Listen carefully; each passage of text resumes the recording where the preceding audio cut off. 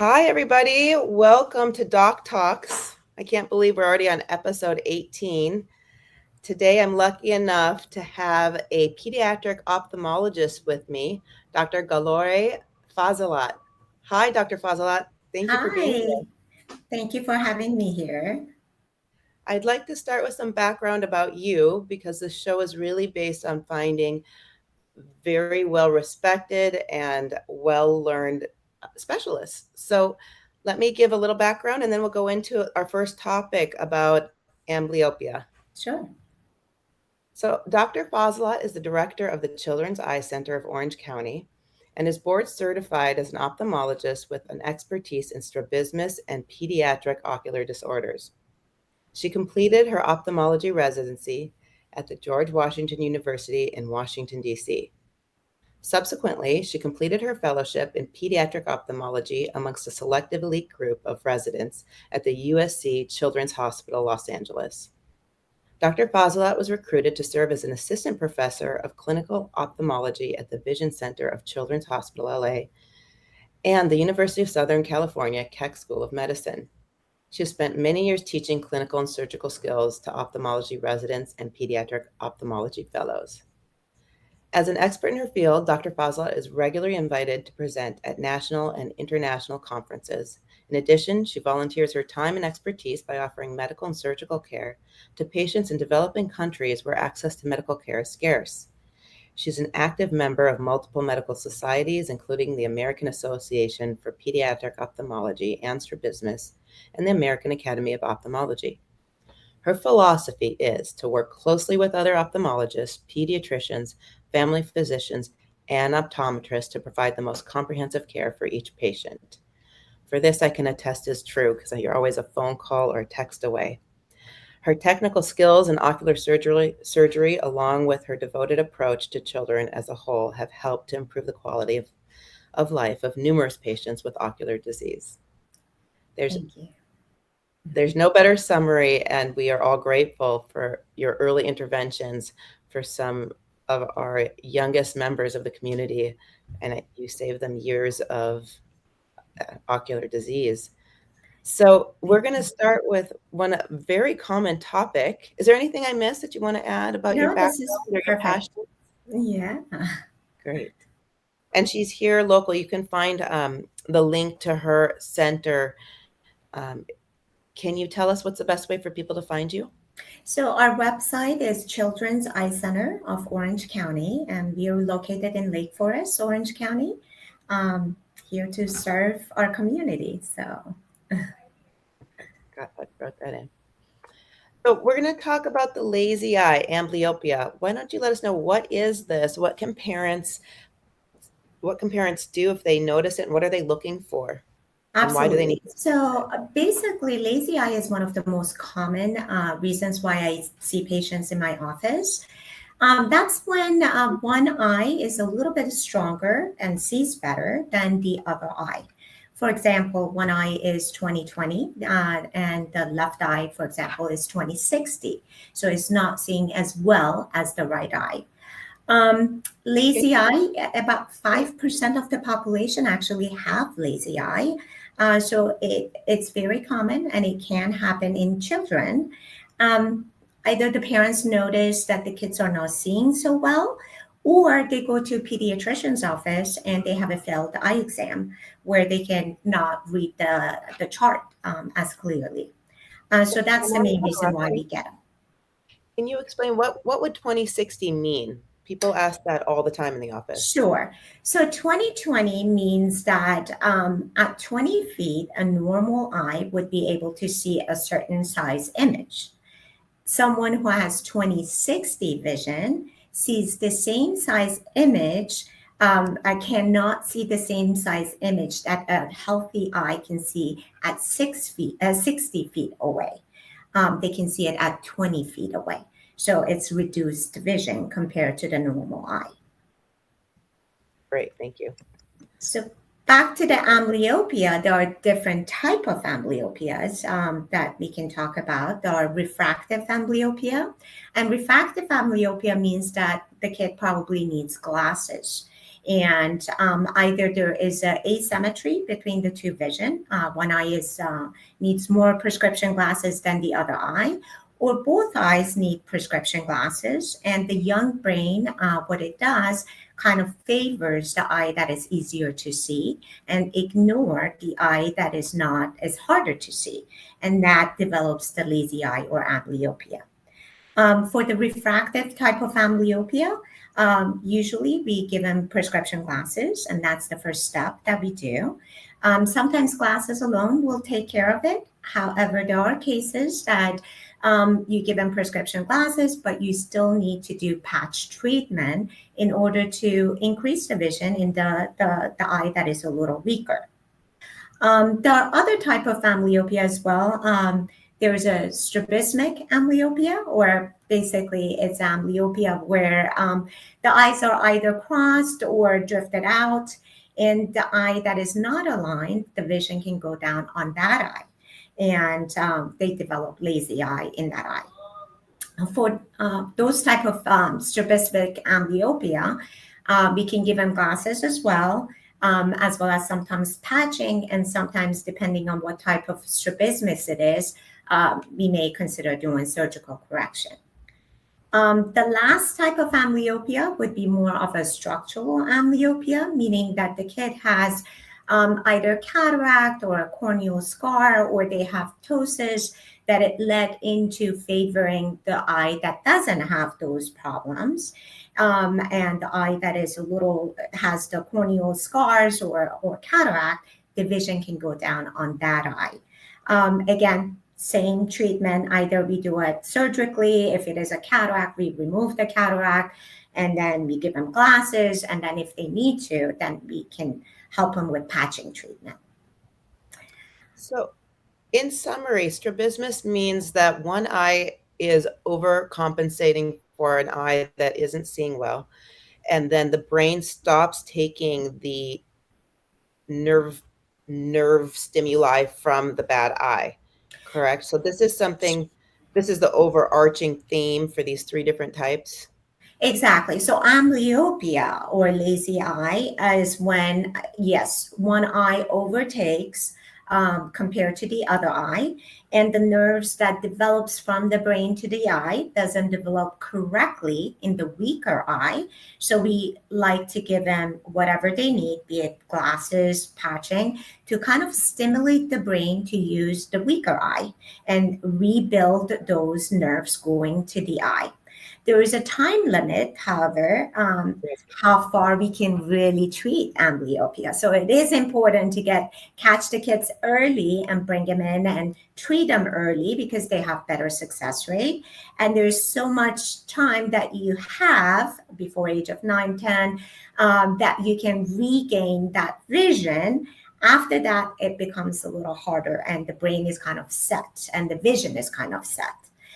So early intervention, again, as you mentioned earlier, is pretty important in kids. Well, what's the earliest age you find people bringing in their child for an eye that's wandering? So we know it's quite normal up until 9 months for some children. What would you say? So generally, I see babies as early as birth, but generally, talking about cross-eyed drifting eyes, sometimes it's normal to have cross eyes or drifting eyes before age of 3 months. However, after 3 or 4 months, that's the time that I would highly recommend for you to be seen by a pediatric ophthalmologist, because that's when we need to kind of figure out what's the reason for crossing or drifting and treat it appropriately at that point. When you see them after that age, before 1, or is there a percent that will spontaneously resolve, or most of them needing an intervention?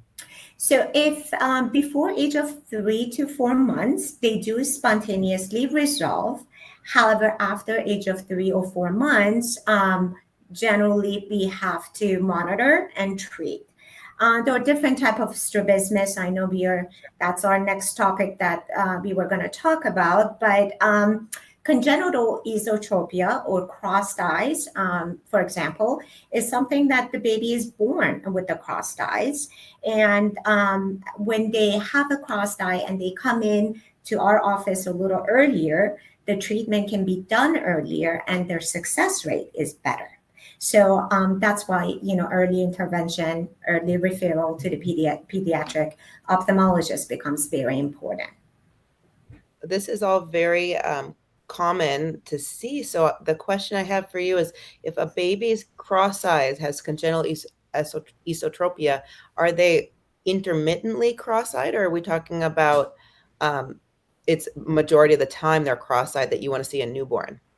So generally, it can go both ways. There are intermittent forms and there is a constant form. The congenital esotropias usually are constant and they're born and one eye is misaligned and it's not straight and the other eye may be straight. But they are intermittent form of esotropias as well. And for those, they need to be seen as well because sometimes they need as simple as wearing glasses that would correct the crossing. Talking about crossing, it's pretty important to have straight eye for developmental aspect of it for two major reasons. One is amblyopia that we already talked about, which is the lazy eye, because anytime that your eye isn't straight, your brain can shut down the vision in the eye that is not straight and the vision can go down. So in order to develop and have a good vision, we need straight eye. That's one reason. The second reason is depth perception. Anytime that your eye isn't straight, you don't have depth perception. And that's pretty important to have straight eye at young age because that's when you're actually developing your depth perception. If you let it go, and let's say you get much, much older and you had a congenital esotropia, besides the fact that you can have a decreased vision in the crossed eye, even if you treat it down the road, you may not be able to regain the depth perception. So again, timing is pretty crucial in kids and being evaluated early on. Great. So I think that the take home is that if you do see this any wandering, you're never wrong to go and see a pediatric ophthalmologist. Very much better Absolutely. safe than sorry. Absolutely. So talking about misalignment of the eyes, as you mentioned, we have the crossed eyes, which is the esotropia. But you could also have a wandering of the eyes, which is exotropia, as well as having eyes drifting up or down, which are hypo or hypertropias. And all of these can lead into decrease of vision or not having the depth perception. Esotropia is the crossed eyes. It could be simple as needing glasses, refractive type of esotropias, which we always give them glasses first and see how they do. Sometimes glasses alone will take care of the problem, but sometimes the crossing improves but not completely resolves, which then we call it mixed mechanism esotropia. And depending on the visual acuity, again, patching might be an option.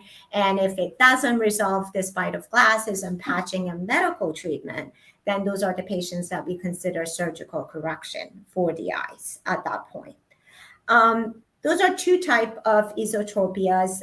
There are other types such as sensory esotropias, meaning, again, a kid who has, for example, cataract or a corneal laceration with a scar, the vision is not very good in that eye that was affected, and that can lead into crossing of the eyes as well.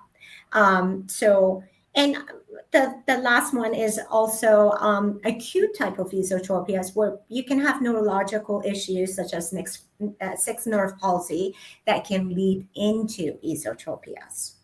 If you do have an acute type of issue or if a new onset of esotropias, older kids can complain of double vision, and as well as adults will complain of double vision. But the younger kids may not complain of double vision because they kind of ignore the second image, and that's how their vision goes down and decreases over time. So if your kid or child complains of seeing two, or don't have a good balance and they don't have a good depth perception, it's a good idea to have them be checked for sure to make sure that they don't have one of the type of strabismus that you typically see in kids. So question about this, the older children, you start seeing double vision. Does that mean that at any time strabismus can come?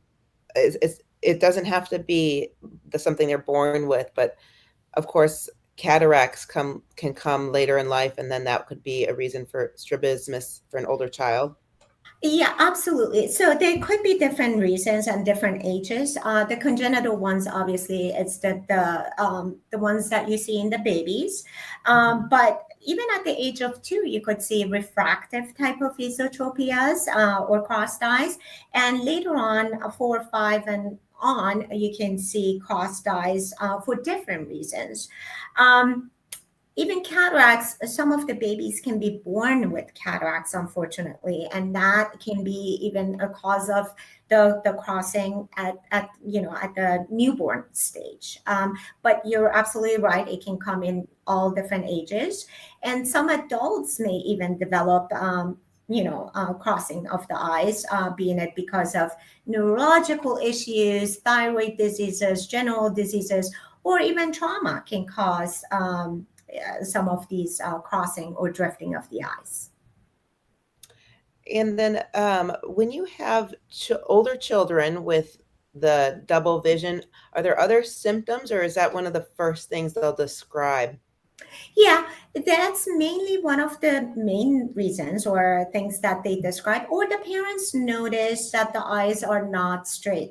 I get a lot of patients coming in and say, I talk to my kid, but they're not looking at me, or they're not paying attention, or they notice that the eye is kind of wandering out. And with the exotropias or wandering out of the eyes, a lot of patients come in because parents notice that the eye is wanders goes out when they're daydreaming or they're tired or they're in a car ride and mom is looking back and sees the eye not being straight. So those are some of the things that parents see, and that's a good time to just go ahead and get the eyes checked.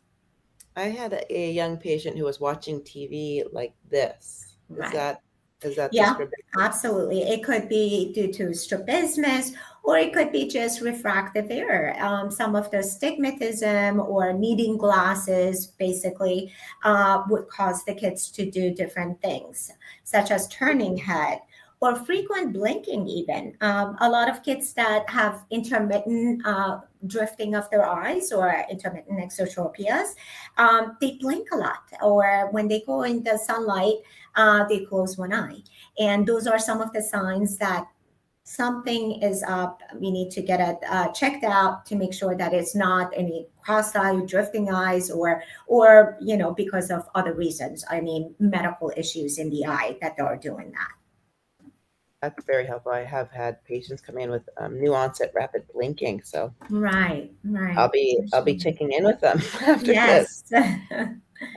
Then what percent of these issues do you find have a family history? Because I always remind families that they need to think about their family history because it seems to be missed on my patients. Right. Don't realize that, oh, well, if you had this is something we need to look for in your child.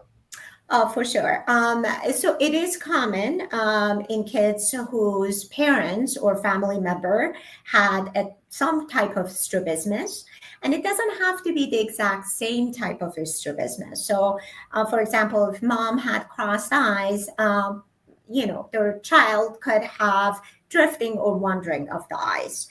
So it is more common. I always recommend that parents who have a family history bring in their kids maybe a little sooner for evaluation for strabismus, because there is a higher chance for those kids to require treatment for their strabismus or develop down the road strabismus. You were talking about age ranges where intervention is going to be the most helpful, and you said something about the age 9, 10. Can you speak a little bit to the point of how the brain's ability to adapt, and then what happens when someone is 12 and starts to have the wandering eye? Do you have a limited time to intervene to correct the brain patterning? patterning, Sure. or can you even 10 years later go back and try to fix it and get some results? Absolutely. So for amblyopia treatment or the lazy eye, where your vision is low, there is a time limit up to age 10 or so. Although there are some studies that are showing maybe older kids can benefit from some treatment down the road. You're still working on that.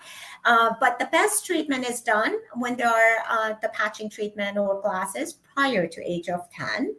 Um, so its early intervention is pretty important in those kids. For crossed eyes or drifting of the eyes, if they are constant, obviously the sooner intervention is more important. For example, congenital esotropias do better when there are babies and we treat them and we actually do the surgery when there are babies. The eye adjusts better, the brain takes over better, the visual development is better. For the more intermittent type of esotropias, such as intermittent exotropias, where the eyes are wandering out, we have some time for that. We watch them, and when it becomes more frequent, that's when we intervene and treat them. Again, with glasses, patching, or surgical correction if we need to. But either way, the surgery can be done at any stage, at any age. The more congenital, the more constant ones, the sooner better. The ones that are more intermittent, we may have a little more time to do the surgical correction. But yes, a full, dilated exam where all of the medical issues can be ruled out, and the need for glasses can be ruled out, and then after that we kind of see if the patient needs surgical correction at that point or not, and we go with that. Okay, good. Yeah. I think people need to be comfortable coming to see you knowing that you're not going to jump to surgery, because that Yes, tends to really scare parents, which understandably, but of there's lots course. of interventions before you get to that point. That's good to know. Well, why don't we move to our next topic, unless there's something else you want to add that we skipped over about Mm. eye misalignment? Yeah, but any other questions? We could move on to the next one. This is a popular question about styes and Sure. having those lumps in the eyelid that sometimes just take forever to go away. Right. So that's another one that we get very frequently in my office. So styes basically are really oil glands that are plugged up or closed up. And what it happens is it can get enlarged, and sometimes they can get inflamed or infected or even bled into. They can be as small as just a little dot, or they can get really large sometimes. And the way I say it to a lot of my patients, I say it's kind of like having acne. And, a lot of kids get them, and then, they grow out of them at some point. And the treatment for it is really doing warm compresses, because you can imagine it's a sack of oil that you're trying to melt it out, and you want it to just come out of the sack. So heat is the best treatment for the styes initially. So initial treatment is really just warm compresses. If they do get infected, sometimes we do give them antibiotics to help with that. And because there is some factor of inflammation involved, fish oil supplements are sometimes recommended that the kids can take, and that's a good preventive method of getting the styes, as well as washing the eyelashes on a daily basis. And I suggest making baby shampoo solutions or pre-made packages that they sell over the counter, and you just wash the eyelids and prevent those glands from closing up. They do reoccur, and they can happen in the same location of the eyelid, or they can happen in different location or a different side of the eye. So initial treatment is really the warm compress, and you will do that consistently for 3, 4 weeks. And if it doesn't go away and it's really large, that's when we intervene and we can actually drain it. And with draining, obviously with kids, it's a little bit more complicated because they can't do it in the office, and it's more of a surgical thing we do. So it's a last resort. Um, but it does help to just drain it a little quicker. And then the other option, if there's some part of scarring involved, sometimes we can do steroid injections into the styes, and it helps to shrink it a little bit better over time. Super helpful information. I have patients going back again and again after 6 to 9 months. So I've told them to come see you because there has to be something more that you can do. Of It does course. take a long time though, and I guess as a pediatrician, you hear all the different tricks. The tea bag, Right. the boiled egg. I think the easiest when my son had one was just a warm washcloth that you could keep dipping in the water and let That's them right. watch TV. Yeah. So any way you can apply the heat is the best way to do it. You just want to just drain it sooner than later, and it's easier when they're smaller, and you can drain it that way rather than when they get really large. And then at that point is when we go and drain it and help it to drain out a little bit better. I know, and getting it early, like you said, having Yeah, the experience of seeing children deal with it for months, I just get my son on that couch and say, "I see something. We're gonna that's do right. this." But yeah, some families are prone to them. You could find that they just have that type of skin. Of course, yeah. So yeah, glad that you spoke about styes. It's a simple but very common problem.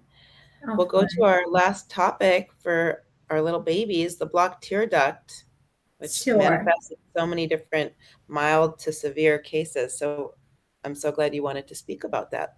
Sure, Go ahead. sure. So, that's also another common problem that a lot of newborns come into my office with a lot of tearing or discharge.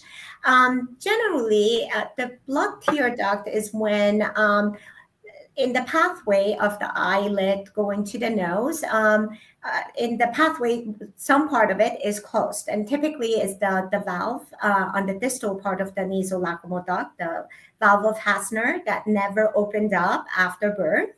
And so the drainage or the tearing will back up, and it will sorry, the light went off. And it backs up, and the patient ends up having a lot of tearing and discharge. Um, Usually for that one, a majority of them do actually resolve by the age of 3 months, and the rest of it can resolve before age of 1 year. So a lot of times when the patient comes in, I show them how to do a massage where they can help it manually to pop open the valve by doing the massage between the nose and the tear duct area, putting a good pressure on that area. And releasing it every time they're doing a diaper change, they can do that. And it helps to pop open the valve. Um, if it doesn't pop open by the age of 1, that's when we recommend a surgical correction or opening. Again, the reason why we do it is because the possibility for it to spontaneously resolve is not very common after age of 1. And also, as you can imagine, a lot of tearing and discharge can cause irritation in the eye and frequent infections in the eye. And so we want to prevent the infection and irritation. And we, again, do it a little sooner than later because we want to make sure that the kids don't have infection, as well as it's an easier procedure when you do it when they are younger and it hasn't hardened up yet. And you can open that valve easily. Great. And there are so many YouTubes, and everyone's bragging that there's a specific way you have to hit that duct. And is that true? If you're just doing a good amount of pressure right in here, Right. and I'll So show them the how to do way it. I recommend is really getting your thumb and putting it between the nose and the eye and putting a good pressure and pressing about counting up to five, 1, 2, 3, 4, 5, and then letting it go.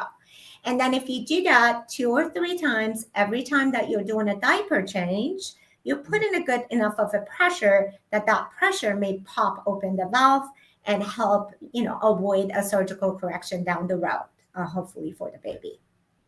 I like to recommend with the feeds because you get a very fussy child with diaper changes anyhow. But if That's true. they're getting their milk, they're pacified and they'll let you do anything. That's right. Yeah. That's very true. That's Yeah. very true. Keep the struggles to a minimum. Yes, Great. I'm trying to think if I have other questions about blocked tear ducts, but I do not, and I don't see any questions in our comment section. So that's a great help. I'm so glad you're local and that you make time for it. She will fit anybody who has anything urgent. She'll fit you in. And absolutely. My pleasure. Thank you for we having me. I really appreciate it. thanks for being here. You guys can find her at the Children's Eye Center in Lake Forest. And I will post more on that after we close the talk. Have a great Friday. Have a great Halloween. Thank you for being here. Thank you. Have a wonderful day. Take care.